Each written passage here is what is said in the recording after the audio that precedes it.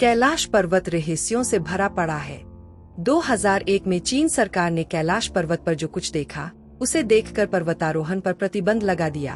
अब तक सिर्फ एक व्यक्ति ही इस पर्वत के किनारे तक पहुंच पाया है। पर्वतारोहियों की उम्र सामान्य से दोगुनी क्यों होती है? कैलाश पर्वत पर चढ़ने की कोशिश करने वाले लोग अपने प्रयास के 2 साल बाद ही क्यों मर जाते हैं? क्या सच में कैलाश पर्वत के नीचे शंभाला नाम का कोई शहर है? नासा के वैज्ञानिकों को भी किस बात ने हैरान कर दिया? चीनी हेलीकॉप्टर का क्या हुआ?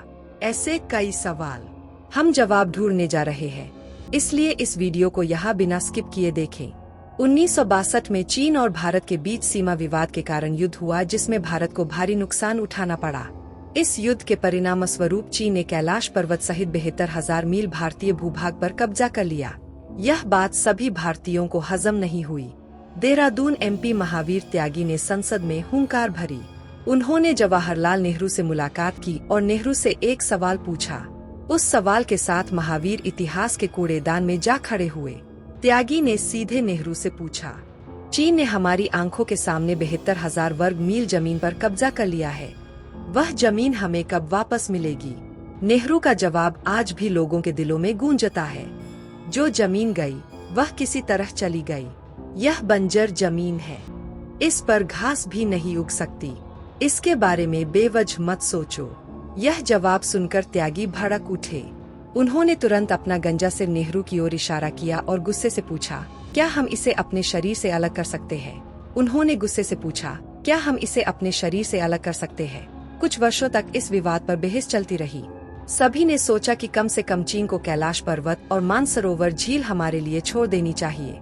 दुर्भाग्य से सरदार वल्लभ भाई पटेल की 1950 में मृत्यु हो गई।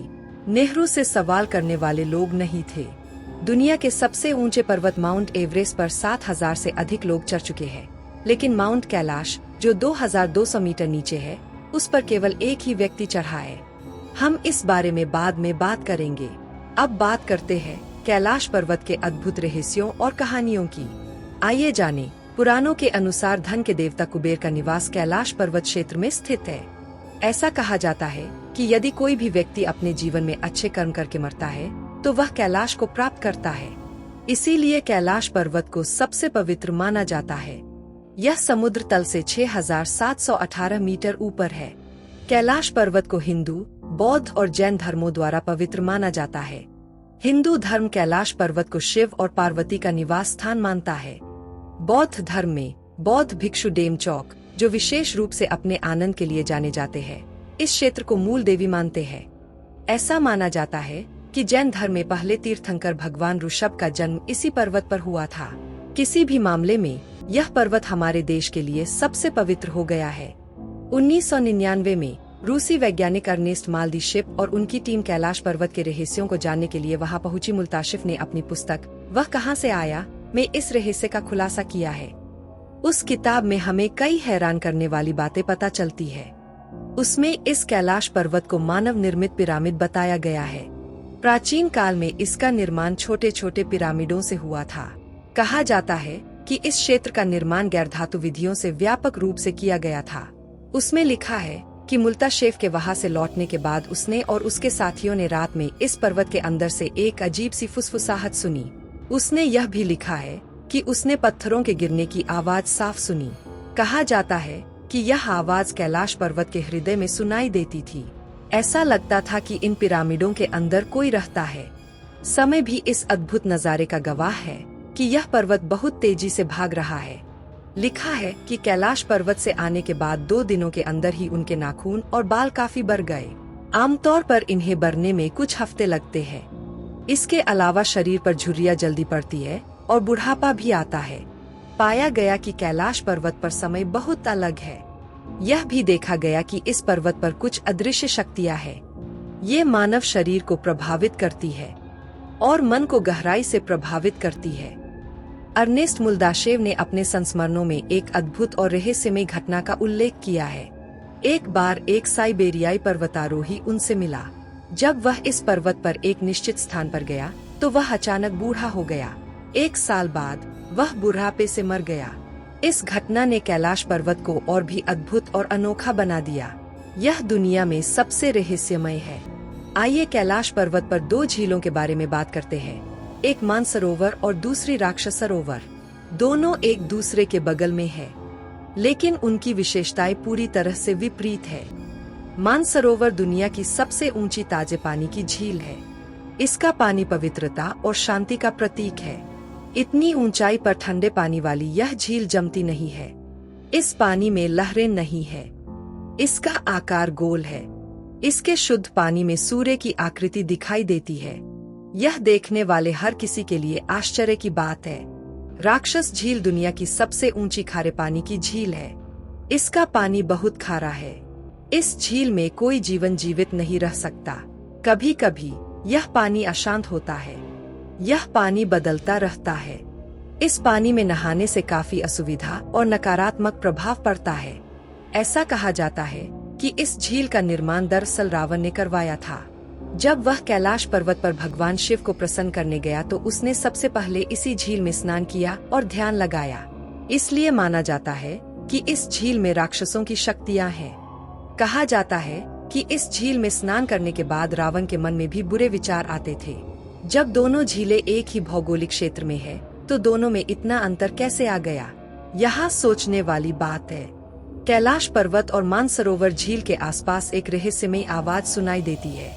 इस पर्वत पर पहुँचते ही ऐसा लगता है जैसे आसमान में कोई विमान उड़ रहा है, लेकिन गौर से देखने पर ऐसा लगता है जैसे कोई डफली बजा रहा हो। कुछ लोग इसे ओंकार कहते हैं। वैज्ञानिकों का दावा है कि यह एक प्राकृतिक घटना है। उनका मानना है कि यह आवाज बर्फ पिघलने पर आती है, लेकिन कई खोजकर्ता और यात्री मानते हैं कि यह आवाज महज संयोग नहीं बल्कि दैवीय है। ऐसा माना जाता है कि यह संकेत कैलाश पर्वत की शक्तिशाली आध्यात्मिक शक्ति के कारण है। यह नारा सुनने को तो लगता है, लेकिन यह ओम की ध्वनि है या बर्फ गिरने पर आने वाली ध्वनि, यह आज भी रहस्य है। कैलाश पर्वत का रहस्य सिर्फ सदियों पुराना नहीं है। कई यात्री रात में कैलाश पर्वत पर चढ़ चुके हैं। उन्हें यह पर्वत 7 अलग अलग रंगों में दिखाई देता है। यह रहस्य आज भी अज्ञात है। नासा के वैज्ञानिकों के अनुसार जब कैलाश पर्वत के आसपास का आकाश चुंबकीय ऊर्जा से मिलता है, तो यह इन रंगों में दिखाई देता है। यह चुंबकीय ऊर्जा है या दैवीय ऊर्जा, यह आज भी रहस्य है। आपने हिमालय में यति के बारे में सुना होगा। हिमालय में रहने वाले लोग अक्सर कहते रहे हैं कि उन्होंने यति को प्रत्यक्ष देखा है, लेकिन आज तक इसका कोई उचित प्रमाण नहीं है। यह विशालकाय आदमी कहाँ से है? वह भालू के रूप में क्यों है? क्या वह कोई पौराणिक आदमी है? तिब्बत और नेपाल के लोग कहते हैं कि उन्होंने उसे इधर उधर देखा है। कुछ लोग यह भी कहते हैं कि यह एक जंगली जानवर है जो लोगों को मारता है, लेकिन कोई नहीं जानता कि यह क्या है। इस तथ्य ने भी कैलाश पर्वत को और रहस्यमय बना दिया है। वैज्ञानिकों ने भी यति के बारे में कई बार सुना है। कुछ शोधकर्ताओं का मानना है कि यह एक हिममानव है। कई लोग यह भी कहते हैं कि यह एक भयावह मानव अवशेष है, क्योंकि हिमालय में मानव शरीर या अन्य अंग पाए जाने के कोई मामले नहीं है। लगभग 30 वैज्ञानिकों ने उल्लेख किया है कि हिममानव इस क्षेत्र में रह सकते हैं, लेकिन इसके लिए कोई उचित प्रमाण नहीं है। इसे पहुंच बिंदु कहा जाता है। पौराणिक कथाओं के अनुसार कैलाश पर्वत वह स्थान है जहां स्वर्ग और पृथ्वी मिलते हैं। इसे ब्रह्मांड की धुरी या रीढ़ कहा जाता है। यह धुरी पूरी धरती को संतुलित करती है। यही वजह है कि इसे दुनिया का केंद्र कहा जाता है। हिंदू धर्म के अनुसार कैलाश पर्वत न केवल शिव का निवास है, बल्कि वह स्थान भी है जहां से पूरा ब्रह्मांड आया था। यह आश्चर्य की बात है कि कैलाश पर्वत दुनिया भर में धार्मिक और आध्यात्मिक अवधारणाओं में एक पवित्र और रहस्यमय स्थान है। एक और बात यह है कि कैलाश पर्वत हिममुर्गों से 6,666 किलोमीटर दूर है। सिर्फ एक भौतिक पर्वत नहीं, कैलाश पर्वत सार्वभौमिक शक्ति का प्रतीक है। क्या आप जानते हैं कि कैलाश पर्वत दुनिया के सबसे पवित्र पर्वतों में से एक है? आज तक सिर्फ एक को छोड़कर कोई भी इसके किनारे तक नहीं पहुंच पाया है। जो भी इस पर्वत पर चढ़ने की कोशिश करता है, वो किसी न किसी वजह से रुक जाता है। कौन इसके किनारे को नहीं छू पाता? इस पर्वत का रहस्य क्या है? कितने लोगों ने कैलाश पर्वत पर चढ़ने की कोशिश की है? उनके साथ क्या हुआ? रूसी पर्वतारोही सर्गेई सिस्टर लगभग किनारे पर पहुंच गए थे, लेकिन अचानक उनकी तबीयत खराब हो गई और वो कमजोर हो गए। चलने में असमर्थ होने के कारण उन्हें नीचे पहुंचने के लिए मजबूर होना पड़ा। उनके अपने शब्दों में, मैं लगभग कैलाश पर्वत के किनारे पर पहुंच गया था। मैं किनारा साफ देख सकता था। मुझे लगा कि अगर मैं थोड़ा और आगे चलूंगा तो मुझे कोई नहीं रोकेगा। ऐसा सोचते ही मेरा दिल तेजी से धड़कने लगा। ऐसा लगा जैसे कोई मुझे खींच रहा है। मैं कमजोर हो गया, लेकिन नीचे आने के बाद भी मेरी हृदय गति कम नहीं हुई। रेनथल मेसनर एक इतालवी पर्वतारोही है जिन्होंने 2600 फीट से ज्यादा ऊंची 14 चोटियों पर चढ़ाई की है। उन्होंने एक रिकॉर्ड भी बनाया। कई लोग इसे एक विशेष आध्यात्मिक धरोहर मानते हैं। यह पर्वत अब फल फूल रहा है। चीन ने देखा कि कोई भी कैलाश पर्वत की चोटी तक नहीं पहुंच पाया है। तब उसने एक साहसिक निर्णय लिया और इस पर्वत की चोटी पर हेलीकॉप्टर उड़ाने का फैसला किया। दरअसल कैलाश पर्वत पर हेलीकॉप्टरों के उड़ने पर प्रतिबंध है, क्योंकि कोई नहीं जानता कि वहाँ कभी मौसम कैसा होगा। इसलिए विमान वहाँ लंबे समय तक उड़ान नहीं भर सकते। इसलिए मौसम शोधकर्ताओं द्वारा दी गई रिपोर्ट के अनुसार एक दिन कैलाश पर्वत पर एक हेलीकॉप्टर को उड़ान भरने की अनुमति दी गई थी। पहले तो सब कुछ ठीक था। हेलीकॉप्टर में बैठे लोगों ने कैलाश पर्वत के चमत्कारों को अपनी आंखों से देखा। अब सब कुछ ठीक था।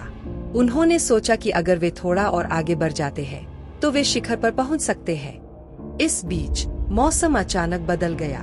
बादल घिरने लगे और भारी बर्फबारी होने लगी। चीनी वैज्ञानिकों ने पाया कि कैलाश पर्वत एक अनोखी भौगोलिक स्थिति है जहां सभी दिशाएं मिलती है, इसलिए कंपास भ्रमित हो गया। वे और क्या कर सकते थे?